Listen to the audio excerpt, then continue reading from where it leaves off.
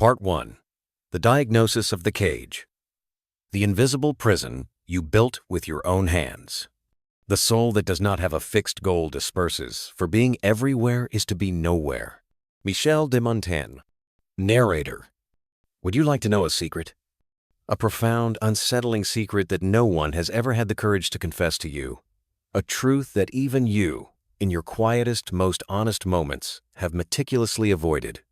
This secret is not about the world, nor about others. It is exclusively about you. It is about the soul that is, at this very moment, gazing into this screen, seeking something it cannot yet name. You are trapped. Yes, you. I am speaking directly to you. You are not confined within a physical enclosure. There are no cold iron bars to rattle, no towering concrete walls to scale. And yet you are, in the most real and consequential sense, imprisoned. You reside within a prison of your own design, a fortress constructed with your own hands, where every single brick, every layer of mortar is saturated with the essence of your compromises, your fears, your endless hesitations. Take a moment. Reflect. How are the stones of this personal Alcatraz laid into place? Perhaps it began with that resignation letter, the one you drafted with trembling hands and a heart full of fire, then deleted, rewrote, deleted again. A manifesto of your yearning for distant horizons and your profound weariness with the suffocating predictability of your current existence. But the word stability, a concept sold to you as a virtue, became an invisible, yet unbreakable shackle. It bound your fingers to the delete key, preventing the final liberating act of sending it. And so, a brick, heavy and solid, named security, was carefully mortared into the wall. Perhaps it continued at that social gathering, where a chorus of voices championed a popular opinion you found hollow, even repellent. Your own thoughts, sharp and articulate, begged for release. A debate, a counterpoint, a simple, honest, "I disagree." But the primal fear of being labeled an outsider, of facing that fleeting, icy moment of isolation, silenced you.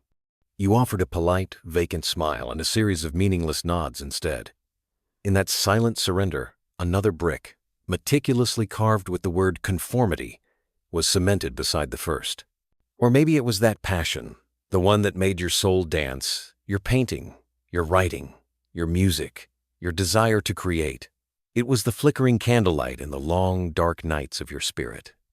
But you were convinced, by your own inner critic and the echoing voices of practicality, that such things were unrealistic, that they couldn't pay the bills.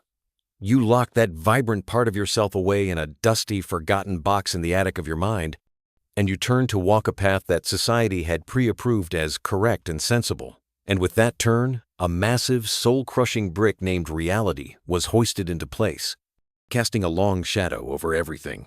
Every single decision you have ever made to satisfy the expectations of others, every single venture you abandoned out of a paralyzing fear of failure, every single hollow smile you manufactured to conceal the raw, primal scream of your true desires.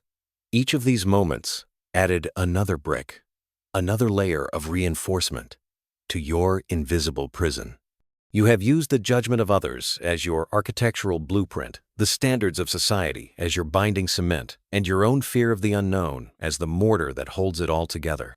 You have meticulously, painstakingly constructed a cage that is both magnificent in its outward appearance and suffocating in its internal reality.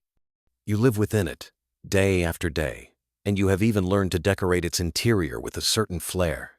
Your social media feed is a curated gallery of manufactured joy. Your professional resume is a testament to a long list of admirable yet perhaps soulless accomplishments. You have become a consummate performer, an actor on a stage of your own making, performing a one-person play titled "I Am Fine" for an audience of ghosts, for spectators who never even paid for a ticket to your show. That strange, persistent feeling of oppression in your chesto, you recognize it now? The restless tossing and turning in the dead of night, the gnawing sense that something is profoundly wrong, does that feel familiar? This is not a simple case of anxiety. It is not merely stress. It is the deafening, muffled sound of your imprisoned soul hurling itself against the bars of its cage. It is the unbearable, crushing weight of a life lived not for yourself, but for a legion of phantoms. You have sculpted yourself into a perfect commodity, a product designed to appeal to the prevailing market tastes, and in doing so, you have forgotten the most crucial truth. You were born to be a work of art, a masterpiece, unique, untamed, and gloriously, vibrantly alive. This is the secret no one speaks of. The most formidable prison is the one without walls, for it is built within the architecture of your own mind. And the most cruel and terrifying irony of all? The key to your escape has been in your pocket the entire time. You've simply forgotten it is there, or perhaps you are afraid to find it. Because to unlock that door is to step out into a vast, wild, and uncertain expanse. And you, my friend, have grown far too accustomed to the predictable comfort of your cage. You believe it protects you, but you fail to see that it is, in fact, devouring you whole. Part 2. The root of the affliction, the tyranny of control, and the illusion of success. And so, we are compelled to ask a more fundamental question. How was this invisible prison designed, and why was its construction so willingly, almost eagerly, permitted? Why do we, the architects and the captives, so readily agree to become our own jailers? The answer lies in a grand deception, a pervasive and powerful lie we have been conditioned to accept since childhood. It is a lie whispered in classrooms, shouted from billboards, and embedded in the very fabric of our cultural narratives. This lie tells you that the singular key to a life of happiness and fulfillment is one thing and one thing only: control. They have conditioned you to believe that control is the ultimate symbol of strength, of mastery over one's own destiny. They handed you a standardized map for life, a detailed itinerary for your existence. You must attend this type of school by a certain age, secure that kind of job upon graduation, enter into marriage at the appropriate stage, and subsequently acquire a mortgage and a car. Every single milestone is precisely marked, every junction clearly defined, creating the powerful illusion that if you simply adhere to this pre-drawn route, you will inevitably and safely arrive at the final, glorious destination called happiness. They sold you a seductive, yet entirely false, vision of absolute control. They promised that if you could just manage every minute of your day with ruthless efficiency, meticulously plan every single step of your career trajectory, suppress every inconvenient emotional surge, and strategically maintain every single one of your social connections, then everything would fall perfectly into place. Your life, they implied, could become a finely tuned, precision-engineered, machine-efficient, predictable, and entirely devoid of messy human error. And so, you became obsessed with the relentless pursuit of control. Your mornings became a frantic battle against the clock. Your days defined by to-do lists that stretch into infinity. Your very existence measured by key performance indicators that quantify your worth. You tried to control the thoughts of your partner, to engineer the future of your children, and to micromanage even the slightest flicker of emotion in your own reflection. You transformed yourself into a meticulous, anxious gardener, frantically trying to prune away every branch of your being that did not conform to the idealized, perfect image, hoping to sculpt your life into the most standard, most aesthetically pleasing topiary in the garden of society. But have you ever paused, even for a fleeting moment, to consider the truth that you have so long dared not to admit? Have you ever had the courage to confront the fragile, shimmering bubble of this grand illusion? The truth is this: absolute control is, and always has been, a complete and utter lie. It is a sophisticated mental trap, a complex psychological apparatus designed to keep you perpetually busy, endlessly distracted, and so utterly exhausted from the chase that you have no energy left to contemplate what truly matters: your inner world, your authentic feelings, the very essence of your life itself. It is a brilliant diversionary tactic for the soul. The more you obsess over gaining control, the deeper you sink into the abyss of anxiety. Life, in its fundamental nature, is fluid, chaotic, and magnificently unpredictable. You attempt to build rational dams to contain the wild floods of your emotions, only to find yourself inevitably swept away by their power. The more you cling to rigid plans, the more you come to dread the beautiful, terrifying spontaneity of existence. Every unexpected turn, every unplanned detour, becomes a source of immense frustration, a confirmation of your ultimate powerlessness. This relentless fixation on control has ensnared you in the psychological phenomenon known as the hedonic treadmill.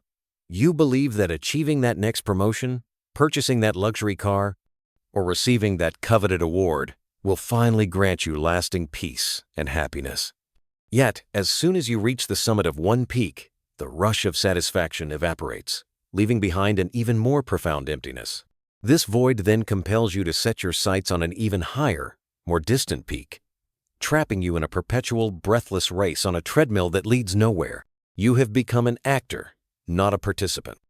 Your life is no longer about the richness of experience, but about the sterile act of completion.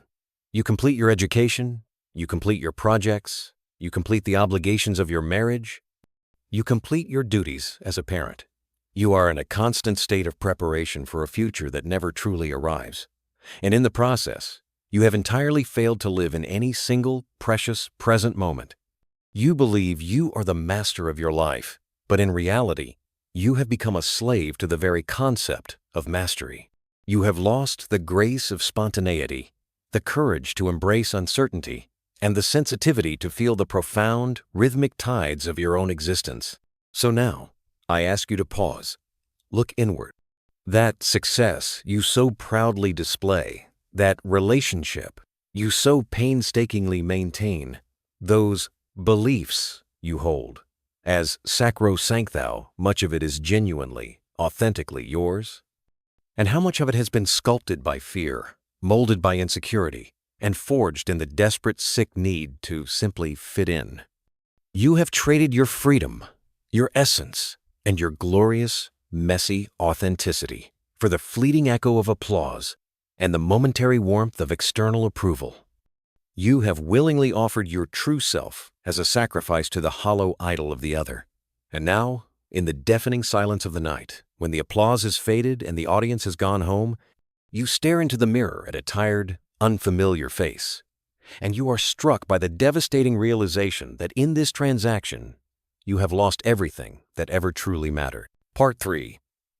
The Antidote's Revelation. Montaigne's Tower and Rewriting Your Life's Script. In the 16th century, the French philosopher Michel de Montaigne, having grown weary of the superficiality and endless political machinations of courtly life, made a radical decision. He retreated into the solitude of a tower within his family's chateau. There, in that space of profound isolation, surrounded by his library and his own thoughts, he did not descend into madness.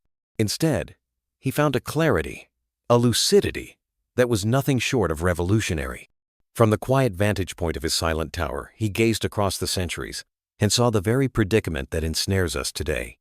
The antidote he prescribed, the remedy he discovered through his deep self-examination, sounds deceptively simple, yet it is utterly earth-shattering in its implications.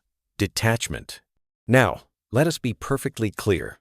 This concept of detachment is not a call for indifference. It is not the cold, cynical apathy of one who has given up on the world. It is not a suggestion to abandon what you love or to cease striving for what you desire.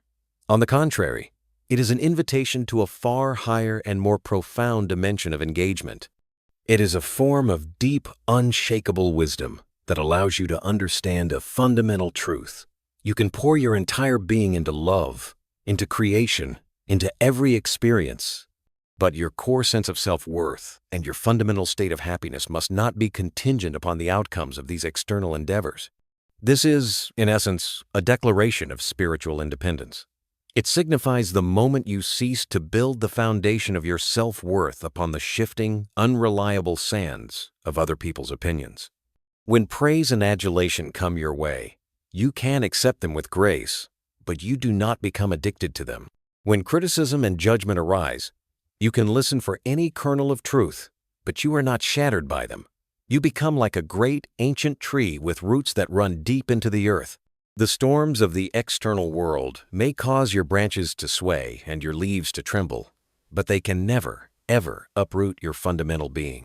Montaigne's profound insight reveals that we live in a state of suffering not because of the inherent cruelty of our external circumstances, but because of our own pathological attempts to control the uncontrollable, because of our obsessive, neurotic compulsion to please, to conform, and to avoid criticism at all costs. Detachment is the finely honed sword that severs these invisible chains. It liberates you from being a slave to outcomes and transforms you into a master of the process. You begin to find joy in the act of climbing itself, rather than fixating solely on the view from the summit. You start to cherish the ecstasy of creation, rather than being consumed by anxiety over whether your creation will be met with universal acclaim. And the primary vehicle for achieving this profound state of detachment is a power we are all born with, a power we often forget we possess, the power of narrative. Yes, you are a storyteller. Your entire existence is an epic, a personal saga that you are constantly narrating and revising with every thought, every word, and every action. As the existentialist philosopher Jean-Paul Sartre so astutely observed, a man is always a teller of tales. He lives surrounded by his stories and the stories of others. He sees everything that happens to him through them, and he tries to live his own life as if he were telling a story. Have you ever stopped to consider the stories you tell yourself about who you are every single day? I am a failure. I always mess things up. I must be perfect to be loved.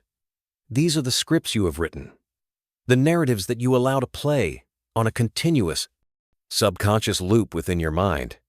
And your life, whether you realize it or not, dutifully, tragically, performs according to the stage directions of this internal script. But what if you could rewrite it?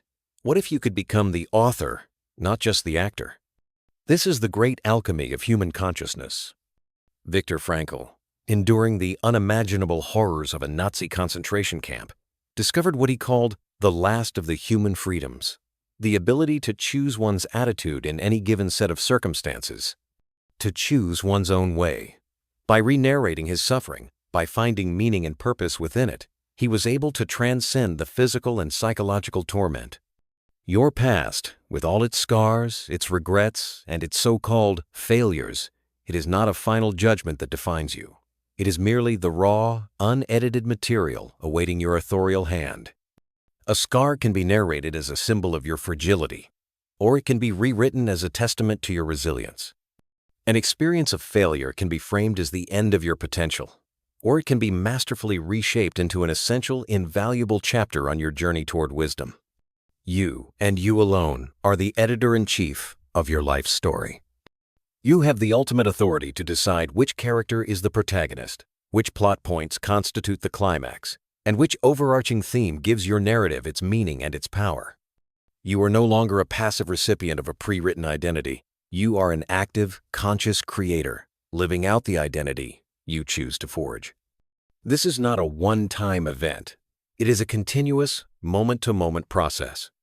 Every book you read, every conversation you engage in, every moment of silence you choose to inhabit adds a new layer, a new brushstroke to the ever-evolving masterpiece of your story.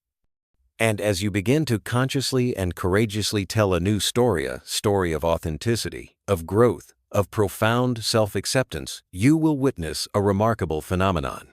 The external world, as if by magic, will begin to respond to this new narrative. For when you change the energy you project, you inevitably change the people and circumstances you attract. This is the echo from Montaigne's tower, a timeless truth resonating through the ages. True freedom begins the moment you reclaim the ultimate authority over your own story. Part 4. The Leap of Faith, Embracing the Ultimate Freedom of Uncertainty. As you absorb this, a great primal fear may begin to stir within you. It is the voice of your longtime jailer, whispering insidiously in your ear, "If I let go, if I cease to perform the role of the safe and acceptable self, will I not lose everything I have worked so hard to build?" This is a legitimate, profound, and deeply human fear. But now, allow me to present you with the final and most liberating of all paradoxes. If you must feign and pretend to be someone you are not in order to keep what you have, then it was never, ever truly yours to begin with. Yes, Let that sink in. That job that drains your life force, those relationships that require you to wear a suffocating mask, that social standing built upon a foundation of inauthenticity when you finally summon the courage to let them go. What you are losing is not a treasure, but a burden. You are not losing a fortune. You are shedding a set of incredibly heavy chains. The vast majority of people will always choose the miserable security of an uncomfortable life over the terrifying uncertainty of becoming themselves. They prefer the familiar pain of their self-made cage to the unknown, open expanse of true freedom. Because, let us be honest, routine is a powerful and highly effective anesthetic. It keeps you occupied, it keeps you distracted, it keeps you trapped in a repetitive, predictable loop that slowly, methodically numbs your will and deadens your spirit. But what you fail to see, what the routine deliberately conceals from you, is the exorbitant price of this apparent security, the total and complete forfeiture of your inner freedom. And freedom, although many confuse it with mere licentiousness or the ability to do whatever they want, is something far deeper, far more sacred. True freedom is the courage to be unflinchingly, unapologetically true to yourself, even if it means challenging the deeply ingrained expectations of others, breaking long-established patterns, and sometimes even disappointing the very people you love the most.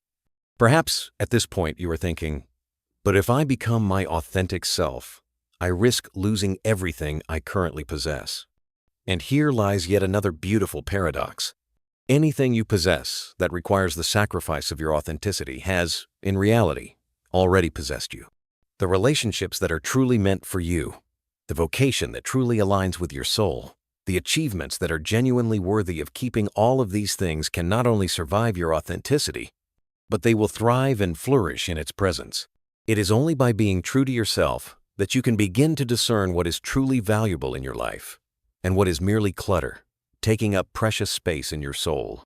In reality, you have far less to lose than you can possibly imagine, and you have an entire universe to gain that you do not yet believe is possible. Of course, this requires that you first take the leap of faith, a leap into the unknown, into a life that you cannot fully control, but one that, at the very least, will be authentically, undeniably yours. This is the very path Montaigne walked when he descended from his silent tower, and it is the same path that now lies before you, waiting. Will you dare to walk it? Or will you settle for continuing to be a mere spectator of your own existence? The answer is yours, and yours alone. What we are exploring here is not simply a collection of ideas, but a way of being, an art of living. This is not the end of a lecture, but the beginning of a profound journey.